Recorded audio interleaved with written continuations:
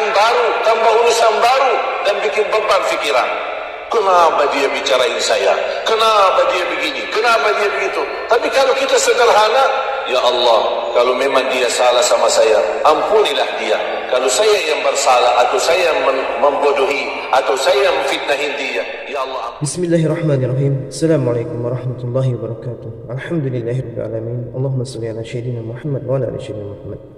Sahabat yang beriman yang insya Allah dirahmati oleh Allah Subhanahu wa taala, pada kesempatan yang sangat mulia ini mari sama-sama kita simak, kita dengarkan, kita ikuti tausiah dari guru kita almarhum Syekh Ali Jabir tentang 3 amalan yang sangat dahsyat. Apabila kita kerjakan, insya Allah kita bisa selamat dunia dan akhirat. Untuk lebih jelasnya, mari sama-sama kita simak yang berikut ini. Kalau kita mampu lebih banyak diam daripada berbicara, apalagi bicara dunia, tapi kita gantikan bicara zikir, istighfar, salawat, ibadah, Quran, salat, wallahi akan Allah turunkan ketenangan di hati yang luar biasa. Dan apa yang saya bicarakan sekarang, silahkan Bapak Ibu coba. Kalau tidak merasa tenang, berarti saya bohong. Tapi itu syaratnya. Jangan mulai berbicara. Di dalam rumah, jangan mulai berbicara. Kalau punya suami, izin sama suami. Pak, izin ya, 24 jam saya tidak mau bicara sama Bapak. Apaan itu? Ya saya dapat ilmu dari si Ali. Apaan ilmu itu? Ilmu sesat. Tidak apa-apa, ini hanya sebatas latihan. Apa tujuan saya? Apa keinginan saya? Untuk menjaga kesucian hati. Karena salah satu yang merusak hati adalah lidah. Bicara sembarangan, bicara bebas, titik hitam, titik hitam, titik hitam, apalagi bicara gosip, bicara ghibah, bicara fitnah, bicara urusan orang, tambah titik hitam, lama-kelamaan hati kita jadi hitam. Baca Quran, tidak nikmat. Salat, tidak khusyuk. Doa, kau tidak bisa nangis. Zikir, tidak bisa tersentuh. Kenapa? Karena hatinya sudah tertutup, terlalu bebas berbicara. Orang dahulu, bicara mubah, mereka hati-hati. Bicara mubah, mereka hati-hati. Bukan bicara haram. Kita mohon maaf, bicara haram aja bebas. Bicara urusan orang lain, ini orang datang, ini orang pergi. Ini lihat tetangga kami kemarin cerai, tetangga kami nikah lagi, kasihan istrinya, jadi bahan cerita. Apa urusan kita sama orang? Allah dah bakal tanya di hari kiamat, gimana urusan dosa tetanggamu atau urusan keluarga tetanggamu. Yang ditanya oleh Allah urusan kita. Masa kita lebih banyak tahu urusan orang daripada memperbaiki urusan kita? Apa kata Imam Syafi'i? Coba nasihat Imam Syafi'i. Tuliskan dengan emas. Kata Imam Syafi'i, kalau kita sibuk memperbaiki aib diri kita, tidak bakal ada waktu melihat aib orang lain. Benar. Kalau kita sibuk memperbaiki aib kita, man syaghalahu aibuhu an aibu nafsihi 'anil nas lam yajid waqtan li fathi 'uyubin nas. Barang siapa yang membuka, mempelajari, memperbaiki aib dirinya sendiri, tidak bakal ada waktu untuk mempandangi aib orang lain. Kenapa tidak ada waktu? Karena memang aib kita terlalu banyak. Kekurangan kita masih banyak. Kesalahan kita masih banyak. Makanya kita harus terus memperbaiki. Itu namanya muhasabah. Muhasabah. Dan semestinya muhasabah, kalau khalwa, setiap 40 hari, 3 hari. Khalwa. Persendirian. Kalau muhasabah, setiap 3 hari sekali. Kalau tidak bisa setiap malam, setiap 3 hari sekali harus kita muhasabah. Harus kita menyadarkan diri. Jangan sampai terlalai dari urusan dunia, kesibukan urusan keluarga. Akhirnya lama-kelamaan tambah kita sadar, sudah meninggal dunia, belum dapat husnul khatimah. Na'udzubillah min dzalik. Sudah faham Bapak Ibu? Insyaallah paham. Sudah jelas? Jelas. Saya akhiri 3 amalan.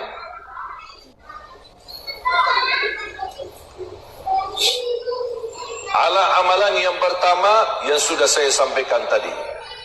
Usahakan mempertahankan lidahnya, tidak berbicara sembarangan. Bahaya lidah. Kalau bisa, jangan mulai berbicara. Kalau ada yang berbicara sama kita, boleh kita jawab. Tapi kalau ada orang yang tanya tentang urusan orang lain, kita jawab, mohon maaf, saya tidak tahu urusan orang lain. Itu aja. Saya pernah ketemu seorang ibu, dia bilang, Alhamdulillah, saya tidak pernah membicarain orang lain. Tapi ibu pasti suka dengar cerita. Ya, kadang-kadang ini tetangga yang datang gitu, gimana? Saya tidak suka bicarain orang, tapi datang tetangga, bu, ada cerita. Ya, apa cerita baru ya? Suka dengar ya. Sama yang berbicara sama yang mendengar sama dosanya. Yang berbicara gosip sama mendengar gosip sama dosanya. Saya didatangi orang ke rumah, mau silaturahim. Begitu dia mulai, Syekh saya ingin curhat. Ya silahkan. Sebenarnya saya pernah mendengar ada seorang ustaz suka menjelekkan dan suka menyebut kata-kata yang tidak baik terhadap Syekh Ali Jabir. Dan saya ingin kasih tahu Ustaz supaya Ustaz hati-hati. Saya bilang stop. Mohon maaf, urusan kamu apa? Ustaz itu bicarain saya. Urusan kamu apa? Dia yang berbicara dan kamu menjadi tugasnya syaitan menyampaikan perbicaraan itu. Berarti kamu syaitan. Kalau kamu datang silaturahim, ahlan wa sahlan, silahkan. Tapi kalau kamu datang membawa cerita orang ke saya, lebih baik keluar dari rumah. Saya tidak mau tahu dan saya tidak mau dengar. Yang mau berbicara, biarin. Yang pusing siapa? Dia. Yang berdosa siapa? Dia. Kenapa saya pusing? Saya tidak mau tahu siapa yang memuji saya atau siapa yang menjelekkan saya. Saya tidak peduli. Yang puji saya tidak peduli, yang menjelekkan yang saya juga tidak peduli. Yang saya pedulikan hanya ridha Allah. Allah senang, saya kerjakan. Allah tidak senang, saya tinggalkan. Jangan yang dikejar ridha manusia. Jangan yang dicari nilai manusia. Apa kata orang? Tidak usah dengar apa kata orang. Karena perkataan orang tidak selalu memuaskan, tidak selalu menenangkan hati. Mungkin hari ini orang-orang bisa memuji kita, besok orang yang sama menjatuhkan kita. Manusia berubah. Tapi kalau Allah ridha, dan ridha Allah selama-lamanya, tidak mungkin dimurkai lagi. Tapi kalau manusia hari ini senang, besok ada satu kejadian bisa berubah lagi. Apalagi media. Media lebih jahat. Sebentar mengangkat orang, tiba-tiba menjatuhkan orang. Sebentar membahas banyak, tiba-tiba membahas jeleknya orang. Na'udzubillahi min dzalik. Hati-hati. Tak usah tahu tentang cerita orang. Tutup telinga. Dengarlah yang baik. Kalau ada cerita urusan orang, mohon maaf. Kecuali kalau Bapak Ibu mau mendengar supaya bisa bantu. Bisa ikut membantu mencari solusi masalah yang mereka hadapi dalam rumah tangga mereka. Dan ingat ancamannya, barang siapa kata Rasulullah SAW, man tatabba'a awrata akhihil mu'min, tatabba'a Allahu awratahu wa fadahahu walau fi jawfi baiti. Barang siapa yang ikut aib seorang, tetangganya dan rumah orang lain, akan Allah buka aib rumahnya sendiri walaupun dia sembunyikan di dalam rumah. Itu ancamannya.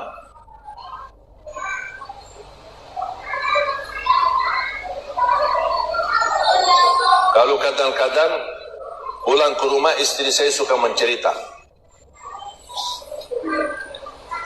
Ini ini ada cerita kejadian begini begitu sama teman-temannya, sahabat-sahabatnya. Saya bilang, sayang, boleh nggak tak usah saya tahu, tak usah saya dengar. Urusan kamu sama teman-teman kamu, biar urusan kamu aja deh. Saya tidak mau dengar. Terbeban fikiran, terbeban hati, apalagi timbul nanti buruk sangka, atau kita bisa memfitnah, tidak usah. Ada siapapun yang menjelekkan kamu, sabar. Maafkan sajalah, tidak usah pusing. Siapa yang memuji kamu dan senang sama kamu, jangan terlalu berfoya-foya dan bangga, karena bisa menjatuhkan hatimu. Udah biarin aja. Kalau ada orang pujimu, yang diucapkan Alhamdulillah. Allah yang menggerakkan lidah mereka mengucapkan pujian itu. Kalau ada orang menjelekkanmu, Alhamdulillah, Allah uji saya melalui lidah orang lain. Udah selesai. Belajar. Kalau ada yang salah sama kita, saya selalu berprinsip, ya Allah, kalau ada yang salah sama saya, ampunilah dia. Kalau ya Allah saya salah sama siapapun, ya Allah ampunilah aku. Udah selesai. Tak usah panjang lebar. Tak usah tahu siapa yang salah sama kita, siapa yang menjelekkan kita, siapa yang fitnah kita. Tak usah tahu. Wallahi bakal pusing, stres, tambah kerjaan baru, tambah urusan baru, dan bikin beban fikiran. Kenapa dia bicarain saya? Kenapa dia begini? Kenapa dia begitu? Tapi kalau kita sederhana, ya Allah, kalau memang dia salah sama saya, ampunilah dia. Kalau saya yang bersalah, atau saya yang membodohi, atau saya yang memfitnahin dia, ya Allah ampunilah aku. Udah selesai. Itu akhlak Nabi Muhammad sallallahu alaihi wasallam. Mau Bapak Ibu tiru akhlak Nabi Muhammad? Itu akhlak. Akhlak Nabi Muhammad tidak pernah berbicara kotor, tidak pernah berbicara jelek. Bahkan Rasulullah SAW bersabda, "Man kana yu'minu billahi wal yawmil akhir, falyaqul khairan aw liyasmut." Barang siapa yang iman kepada Allah dan hari akhir, berkatalah yang baik atau diam. Dan mohon maaf, gara-gara pengaruh lingkungan, lebih baik diam daripada berbicara. Siap? Faham? Amalan yang kedua, jangan lewat sehari, khususnya habis salat fardu, dan ketika mau tidur, jangan tinggalkan ayat kursi. Hafalkan ayat kursi. Setiap habis salat dan saat mau tidur, selalu jaga ayat kursi. Kenapa? Iman ada pahala besar? Ada pahala besar. Rasulullah sallallahu alaihi wasallam bersabda, barang siapa yang membaca ayat kursi setiap habis salat, laisa bainahu wa bainal jannati illa yamut, dijamin masuk surga dan tidak ada sesuatu yang mampu menghalanginya. Allahu Akbar. Satu ayat jaminan masuk surga, syaratnya setiap habis salat dibaca. Dan dibaca di saat tidur. Barang siapa yang membaca ayat kursi di saat tidur, akan dijaga oleh Allah dan tidak didekati oleh syaitan. Mohon maaf Bapak Ibu, anaknya sudah terlanjur tidur, tak apa-apa, sambil usap kepalanya, bacakan ayat kursi. InsyaAllah dilindungi oleh Allah dan tidak didekati oleh syaitan. Faham? Yang terakhir, yang ketiga, jangan tinggalkan sedekah subuh. Pernah enggak dengar ceramah saya sedekah subuh? Pernah? Tausiah? Di mana dengar? Di YouTube. Udah, nanti Bapak Ibu pulang ke rumah, mohon buka YouTube-nya. Tahu kan YouTube saya? YouTube saya Ali Jabir. Jangan lupa subscribe ya. Biar insya Allah terus belajar. Jadi begitu belajar, sedekah subuh sangat dahsyat. Dan salah satu rahasia di sedekah subuh, sebenarnya sedekah setiap waktu, setiap saat bagus. banyak manfaatnya. Tapi sedekah subuh khusus memiliki keistimewaan yang berbeda. Dan setiap bapa ibu bersedekah di waktu subuh maupun di waktu yang lain, mohon jangan lupa doa. Saya yakin semua bapa ibu orang dermawan, orang suka berbagi, suka bersedekah. Tapi yang sering tertinggal doa habis sedekah. Suka lupa ya. Kadang isi gantung amal, udah isi terus diam. Padahal sedekah yang disertaikan doa, sedekahnya akan kabul dan doanya pun akan makbul. Contoh, begitu isi sedekah, ya Allah aku mohon dengan berkat sedekah ini, titipkan pahala sedekah ini untuk kedua orang tuaku. Ya Allah dengan berkat sedekah ini, mudahkan urusanku, sedang lagi ada hajat atau urusan.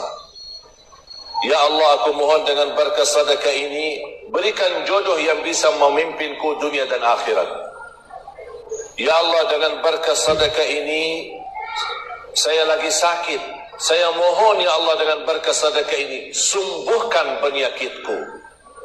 Ya Allah dengan berkat sedekah ini, berikan ya Allah kemudahan, bisa ke tanah suci ya Allah, haji dan umrah dan ziarah Nabi Muhammad. Itu namanya sedekah tawassul doa. Doa tawassul bis sedekah.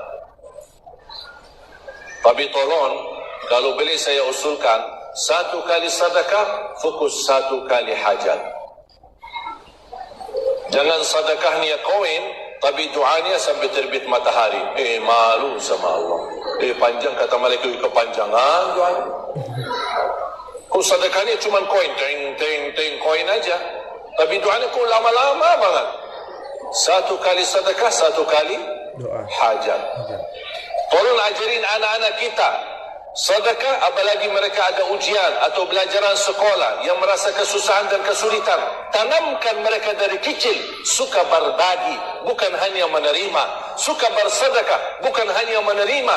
Menjadi anak yang ikhlas, dan ketika dia menghadapi sesuatu, ajarkan dia supaya dia tertanam selalu hajatnya dia meminta sama Allah dulu sebelum meminta sama orang tua.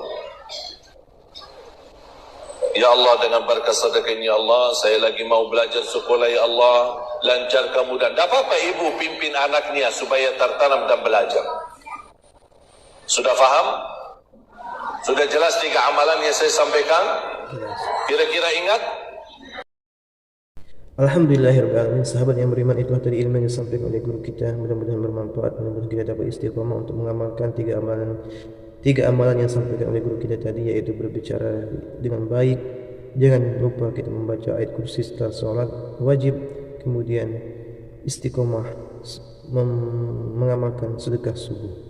Mudah-mudahan kita dapat istiqomah, mudah-mudahan kita diberikan kesehatan oleh Allah, perlindungan oleh Allah Subhanahu wa taala, agar kita dapat mudah menjalankan semua perintah-perintahnya dan menjauhi larang-larangannya. Mungkin itu saja bisa saya sampaikan. Lebih kurang saya mohon maaf, saya akhiri. Wassalamualaikum warahmatullahi wabarakatuh.